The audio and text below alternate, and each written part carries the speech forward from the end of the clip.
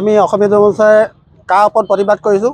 তেওঁলোকে প্ৰতিবাৰে কাৰ আমি 1971 চনৰ 31 মাৰ্চলৈকে একচেপ্ট কৰিছোঁ। তাৰপিছত যিখিনি 14 আৰু এতিয়া 24 কৰিছে তাৰ ওপৰত আমি বিৰোধিতা কৰিছোঁ। অসমীয়া জনমঞ্চই যোৱাকালি এনেকৈ চৰাইদেউত তাৰ আগতে তিনিচুকীয়াত এনেকৈ আমাৰ প্ৰতিবাদ ধাৰাসাৰ চলি আছে।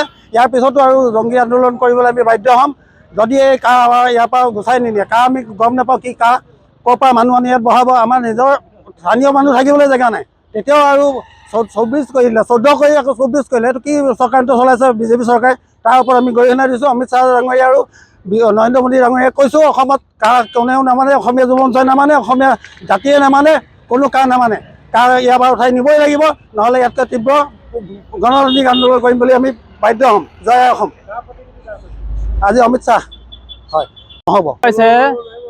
সমগ্ৰ অসমতে কাৰ বিৰোধী আন্দোলন চলি আছে আৰু সেই হেতুকে আমি অসমীয়া যুৱ মঞ্চ ডিব্ৰুগড় জিলা সমিতি তথা মৰাণ আঞ্চলিক সমিতিৰ উদ্যোগত আজি প্ৰতিবাদী কাৰ্যসূচী পুতলিকা দাস যোগেৰে আমি এই কাৰ্যসূচী ৰূপায়ণ কৰিছোঁ।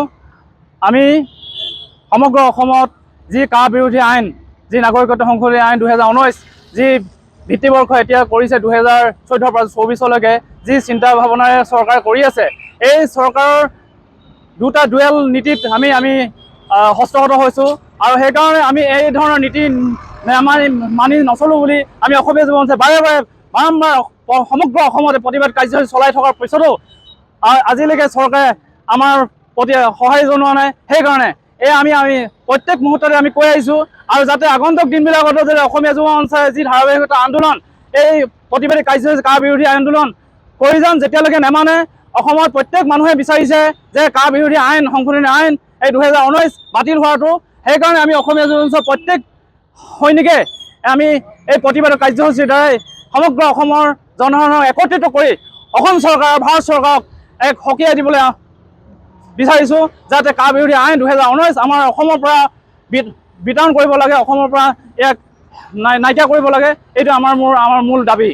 যিকোনো খবৰৰ বাবে যোগাযোগ কৰক 7099017330 লগতে 7099017110 নম্বৰত।